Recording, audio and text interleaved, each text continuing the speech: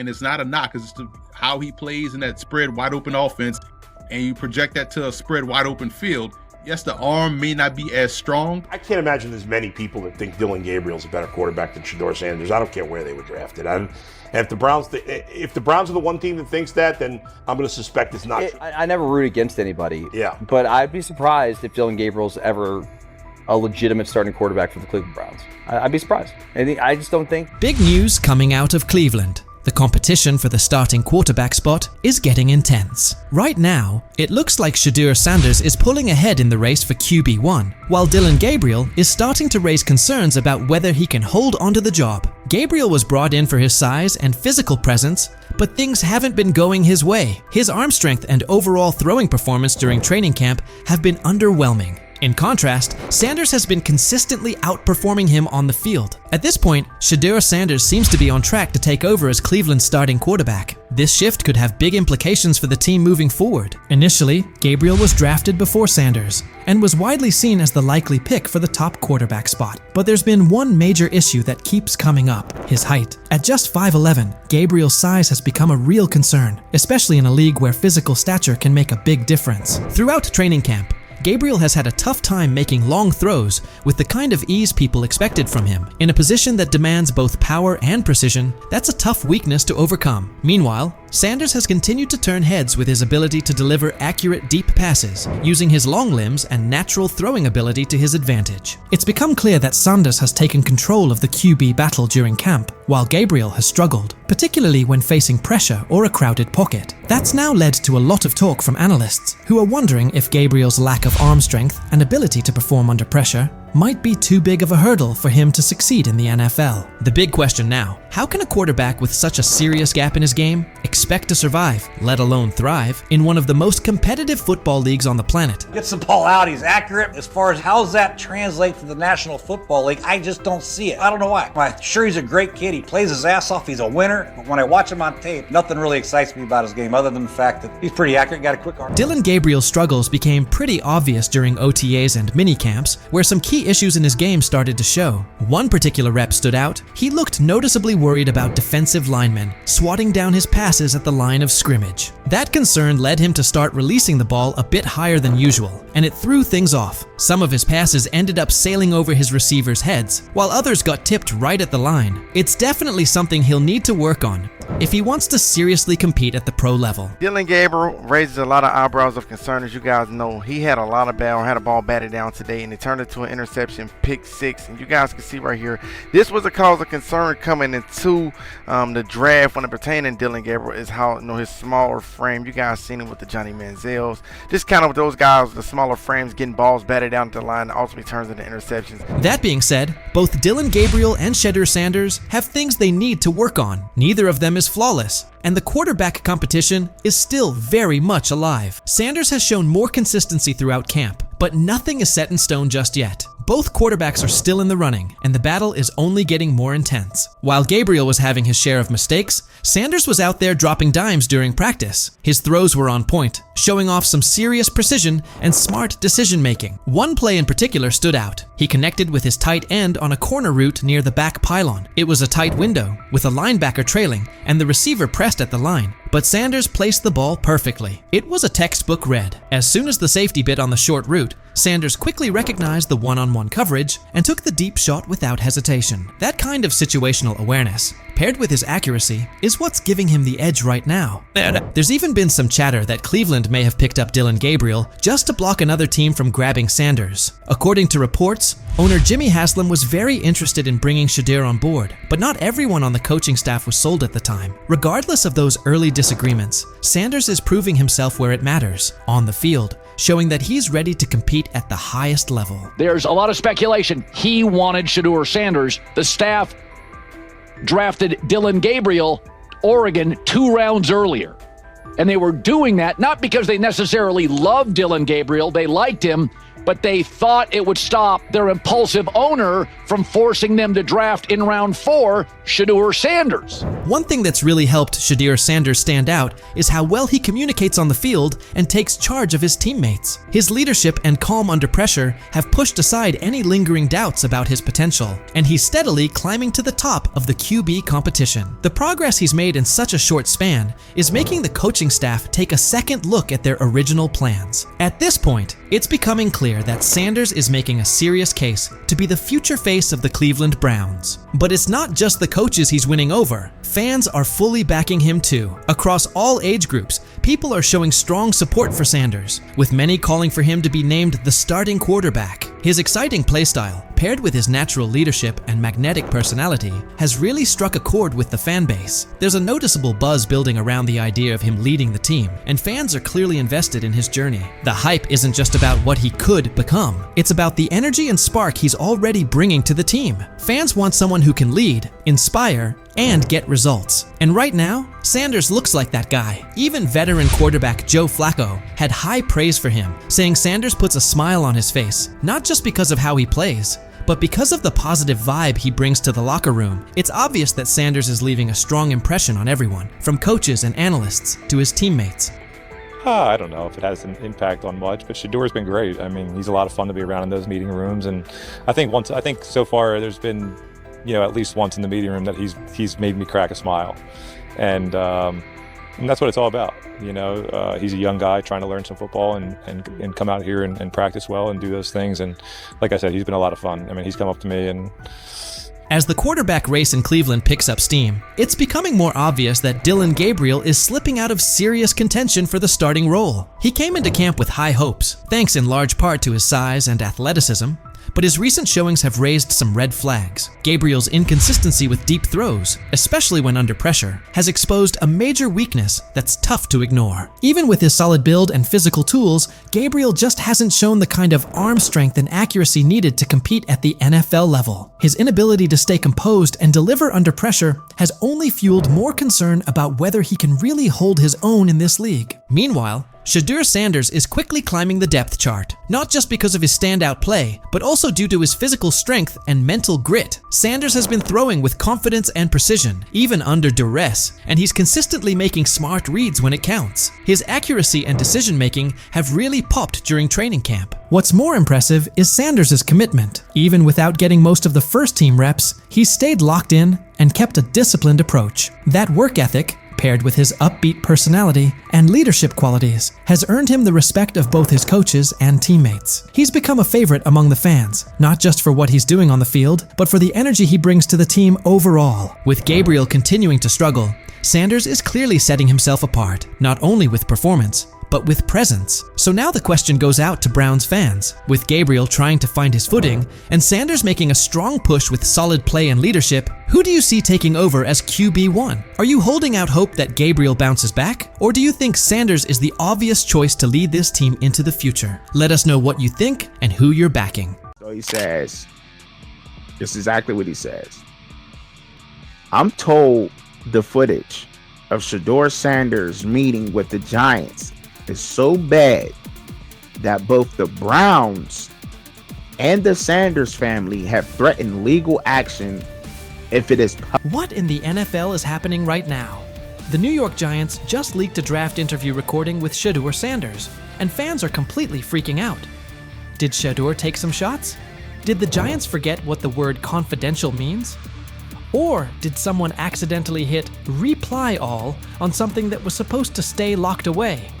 Get ready, because this roller coaster involves hot mics, bad takes, and a whole lot of drama. What happened with Shedeur on draft night to make him fall to the 5th round, and them talking about the Giants coming out with all that information talking about Shedeur did bad, bombed the interview, all that type stuff. We all know my last video when I talked about the interview tape about Shedeur did not get a playbook. The NY Giants, in true Stonewall fashion, dropped a carefully trimmed clip from their highly sought-after interview with Shedeur Sanders, then quickly locked everything else away like it was top-secret intel. Was this a calculated PR stunt, or just a low-key attempt at sabotage? Either way, the silence speaks louder than any official statement. Fans aren't buying this half-baked version of transparency, and they're definitely not ready to just bench him and move on. Instead, they're demanding answers, calling out the organization for what feels like a planned smear job. One thing's for sure, the hate is loud, but Shedeur's supporters are even louder. There was another team that he sat down with. What do you mean it didn't go well after that? So, he was pissed that they did that to him. They did that to him. He counter-confronted them. The same thing they do to every other quarterback prospect. They did that to him. They slide in a mistake to see if you catch it. Right. And so because you're the quarterback. But he didn't take it as a correction. He took it as like he got pissed off. Yeah, and it's like so here's another one. So another one was, he throws a bad interception, and it was a deep throw early in the game, and he comes back and they go in the meeting, they show the interception. Let's just call it like it is. The Giants have perfected the tease. They've basically turned "we've got more, but we're not sharing it" into a comedy act, and the joke's on them. It's like they're standing center stage, booing themselves. Oh, you want more? Too bad. We're guarding it like Grandma's secret lasagna recipe. Congrats, Giants.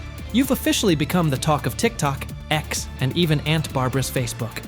Yep, the holy trinity of online outrage. This whole thing screams drama, screams petty, and definitely screams PR disaster in a fitted cap. Just release the full tape before fans start pulling up to headquarters with pitchforks. And popcorn. GM is getting fired. The GM, who was that nigga that Jaden Daniels. The GM is on film that the nigga's son, the nigga asked his son last draft, yo, who you think I should pick? His son like, yo, you need to get the Jaden Daniels nigga, B. This is what his son, it's on tape. You should go Jaden Daniels. He laughing at his son. And all right, cool, get Jaden Daniels. I don't even know how that tape got out. I wouldn't have let the shit get out personally. Meanwhile, Shedeur, the latest poster boy for maybe the Giants don't like talent unless it's dressed in blue and red confetti, is soaking it all in like it's just another day at practice. And here's the best part of the irony. The Giants tried to label him as all hype, no substance, a paper tiger. But instead, they accidentally turned him into the hottest name being mentioned by every sports analyst out there. They tried to bury the story, but somehow ended up stamping it in bold. It's the classic case of ignoring a trending conversation for so long that sure, people get annoyed, but at the same time, they keep your name alive better than your own PR team ever could. It's funny. New York Giants, where these tapes at? You hear me? Because if Shedeur Sanders was so unprofessional, y'all would have leaked the tapes for the whole world could see, right? Cause understand, it's a lot of he say, she say. But one thing I do know, as a young black man growing up in this world, being straightforward and not sugarcoat anything. Oh, this narrative is pure gold. Giants PR completely skipped subtlety and went straight to the "we don't like his dad" playbook. A move so awkward, it's like trying to dunk and ending up in a kiddie pool. You can almost picture them brainstorming it. Yeah, we're just not fans of QB families that aren't ours. Because nothing screams professionalism quite like having zero self-awareness. And the fan reactions? Absolutely priceless. That one little clip was all it took to set the internet on fire. Keyboards everywhere started lighting up. People are asking, why hide the good stuff? What are you trying to cover up? If there's really nothing to hide, why not just drop the full thing? And spoiler alert, they weren't whispering. Social media exploded faster than a New York City grill on Memorial Day weekend. Them out. Another moment.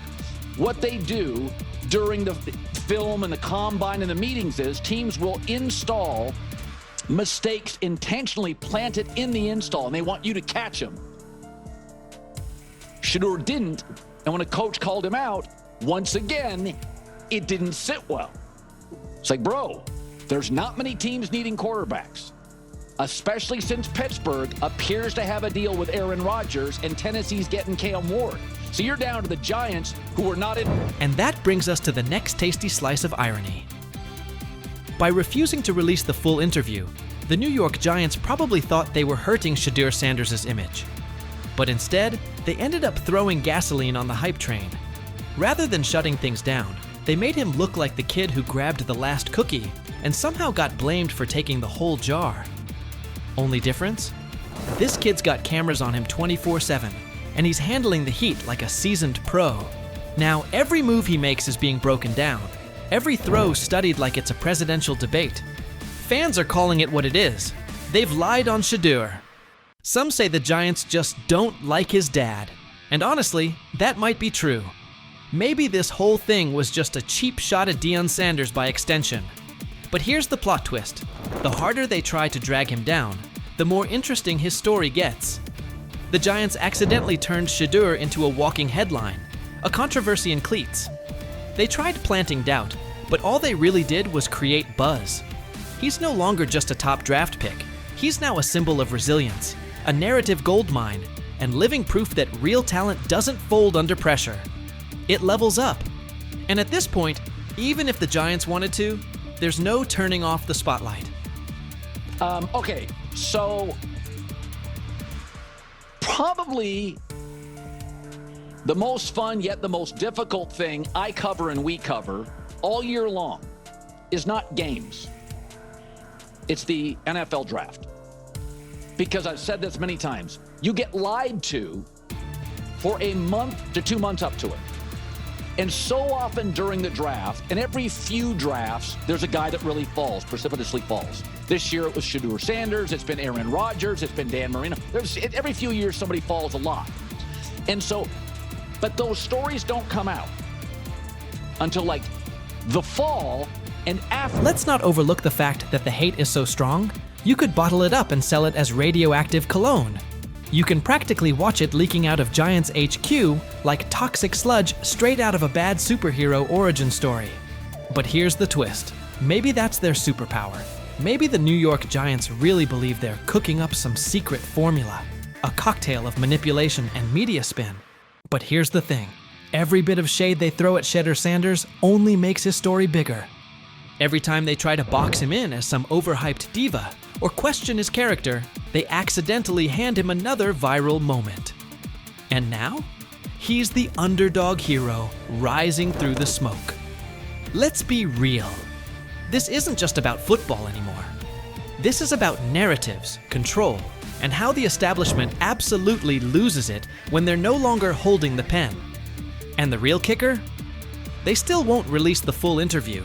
You've got NFL fans, media heads, and entire Reddit threads all chanting, "Drop the tape." Like it's some long-lost Beatles album. Meanwhile, the Giants are just sitting there, staring into the void like nobody saw this mess coming. Now, I don't know if it ever gonna get leaked or not. The tapes, the New York Giants have the tape. They definitely have the tape. It's confirmation that they have the tape. Shedeur didn't do nothing. It's what they saying he did. I'm gonna tell you what these mixed reactions right here. So we already know about the New York Giants, but the Pittsburgh Steelers head coach Mike Tomlin reported Miles Sanders' talent, but hesitated to draft him due to previous challenges with quarterbacks like Russell Wilson and Justin Fields, leading to more cautious approach. Las Vegas Raiders. Sanders met with Raiders at the NFL scouting combine and expressed enthusiasm about potentially joining the team. His familiarity with the West Coast offense and quick release was noted positive, though concerns about his ceiling